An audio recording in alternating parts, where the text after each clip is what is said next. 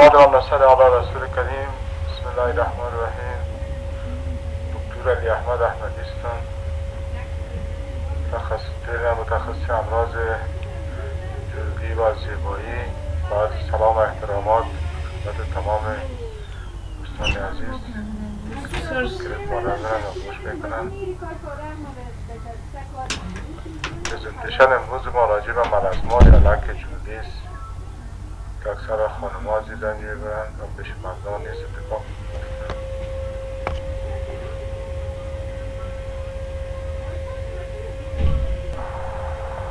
خب در ابتدا شروع میکنیم که ملزما یا لک جلدی چی است. ملزما یا لک جلدی عبارت است یکی از امراض شایع جلد است که به شکل یک پج نسوالی یا تاریک در قسمت فیس یا وجه یا روی ظاهر میشه و سبب از این را انکریز میلانین پرودکشن تشکیل میده، یعنی تولید اضافه میلانین در عضویت علتش تشکیل میده. و نوایی که مصاب از این میشه عبارت از نوایی چکس است یا نیگونه هاست و پیشانی فارغ است، نوز است، بینی است، اپر لایپ است یا قسمت بالایی لب، چاین است و خود ملزما به شکل سایمتریک یعنی دو طرفه اکثرا ظهور می‌کنه.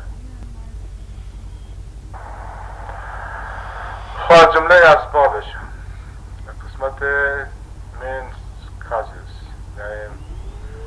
در قسمت مین کاززی چند چیزه تا بال چی شده که به ثبوت رسیده که اینمی سبب اسبابش یکی شعاع آفتاب است، مریض شدن با شعاع آفتاب است، دیگر تغییرات هورمونی است و ژنتیک است و در آخرات استرس هم در این زیده میدن. خب قسمی که میبینید که شعاع آفتاب وقتی که در جلد میتابه این سبب زیاد شدن تولید میلانین در جلد میشه که خود میلانین از فاکتور محافظه‌ای خود پوست است، از جلد میباشه که این خود جلد از شعاع آفتاب محافظه میکنه. نه ایمان شعاع آفتاب که شعاع ضررش داخل جلد برسه، این خود میلانین جلوگیری میکنه. وقتی شعاع آفتاب و جلد بیتابه این سنتز میلانین یا پرودکشن میلانین زیاد میشه.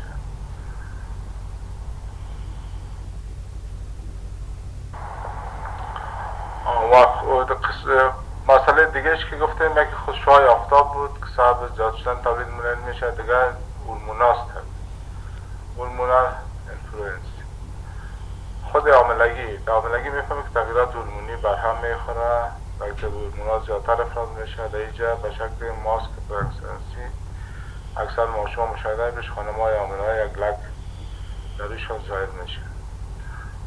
و مسئله دوم کسایی که مثلا پیل استفاده میکنن یا دوای ضد عاملگی استفاده میکنن بهش از جا دیده میشه چرا خود از اون هورمون است.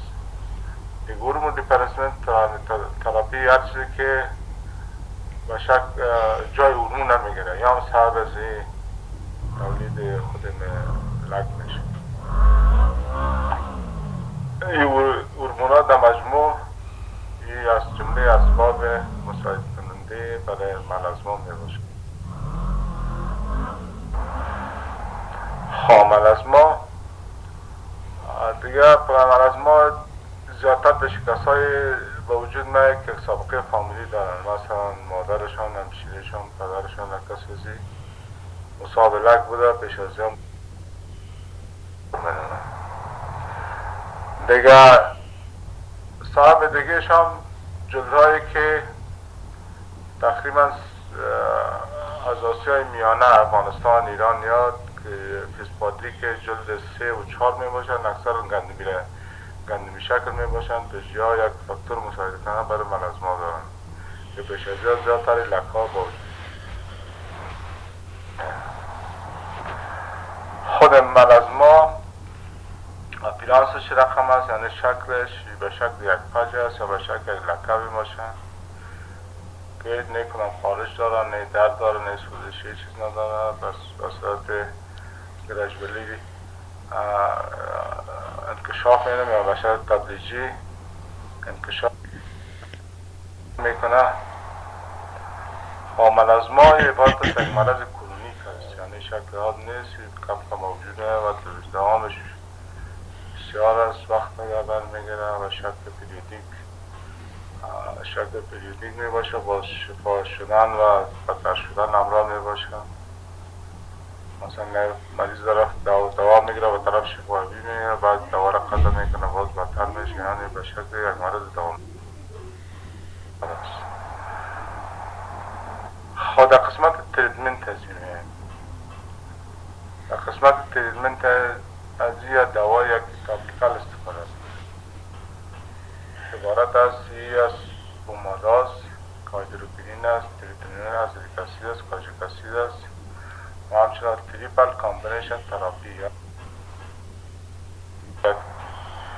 ترکیبی از چند چیز مکس پیشتر گفتیم که هایدروکینون است، استروئید است، ازولیک اسید است یا تریتونین است یا کاجیک اسید است. این شکل مکس هم در بازار به شکل تریپل تراپی موجود باشه.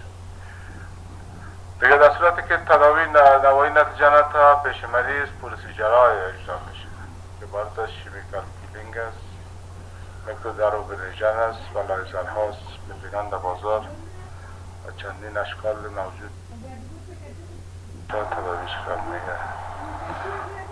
و تداوی برای وقایه و تداوی از این چیزی که بسیار مهم است عبارت از سن اسکرین است یا به شکل معمولی آزمایش ضد آفتاب میگه. از SPF 30 تا 50 میشه شروع شده، هر 2 سال بعد 3 سال بعد باید مریض استفاده کنه.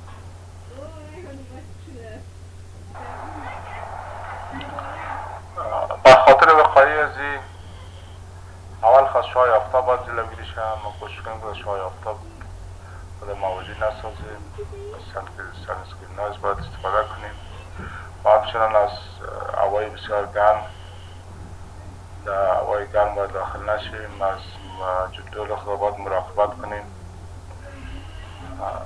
مثلا از کریم های ضد آفتاب استفاده کنیم و پاکواری جلد باید صورت بگیره به خاطر که حجرات مردک در 28 روز بعد 28 روز بعد جلد خود حجرات که تراکلیسید های مرده از سطح جلد میه، این باید پاکواری ضرورت دارد که باید اون برداشته شده از هایدروفیشیال یا دست پروسیجرهای دیگه باید پاکواری شود.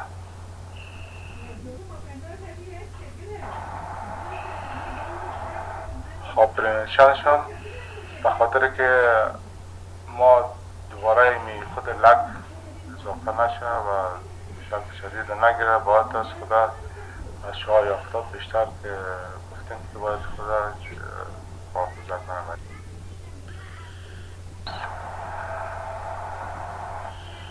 خود ملزما از خودش مسئله امتحان نیست و از میکروب به وجود نمی آید، خود میشه به طرف خوبی بره، یگان اثر تداوی میشه از بین بره و یا کنترل شود. این مسئله کثافت یا مسئله امتحان در اینجا نمی باشه. بیشتر گفتیم که لایت شکل لایت پج است و در قسمت ها موجود می باشه به شکل یک پج و توسط خود یک توسط ضد آفتاب و دوای موضعی و یا لیزر نتیجه میده. این کدام مسئله مشکل ساز ایجاد نیست.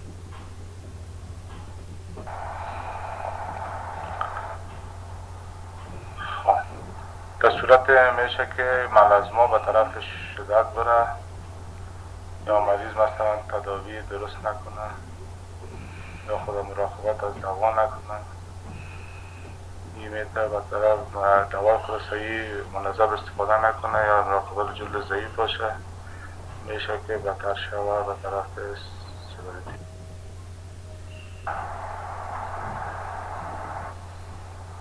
برای جلد خود یک ملازما میشه سبب پایین شدن و پایین آمدن اعتماد به نفس شوه که ما همچنان تداوی تقیبی و تداوی مثلا با شکل ناقص دوای خود استفاده کنه میشه بدتر شوه، مرض به طرف بدتری بره و باید زندگی فکر کوالیتی لایف هم تاثیر داره که سبب کم شدن عزت نفسش مریض میشه.